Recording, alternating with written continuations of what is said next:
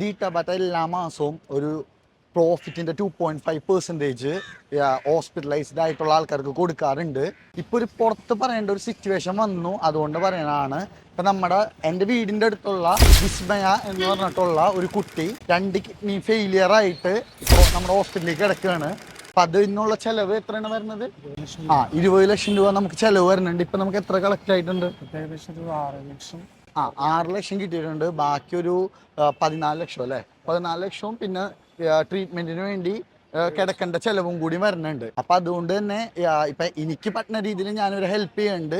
പിന്നെ വീഡിയോ ഇട്ടിട്ട് ഇത് കണ്ടിട്ട് മറ്റുള്ളവരും കൂടി ഒരു ഹെൽപ്പ് ചെയ്യുകയാണെങ്കിൽ കുറച്ചും കൂടിയും ഇവർക്ക് ഫിനാൻഷ്യലി നമുക്ക് എന്തെങ്കിലും ചെയ്തു കൊടുക്കാൻ പറ്റും. അപ്പം എല്ലാവരും ഹെൽപ്പ് ചെയ്യുക. ഡീറ്റെയിൽസ് ഞാൻ താഴെ കൊടുക്കുക. അവൾക്കൊരു 8 വയസ്സായ മോളുണ്ട്. അവളാണെങ്കിൽ ഇപ്പോൾ 3ാം ക്ലാസ്സിൽ പഠിക്കുകയാണ്. അവൾക്ക് എല്ലാ കാര്യങ്ങളും അവളുടെ അമ്മില്ലാണ്ടൊന്നും മുന്നോട്ട് പോകാൻ പറ്റില്ല. ഇപ്പോൾ നമ്മുടെ ഇപ്പോൾ സംഘടന രൂപീകരിച്ച് അതിലൊരു ഫണ്ടൊക്കെ വന്നു തുടങ്ങി.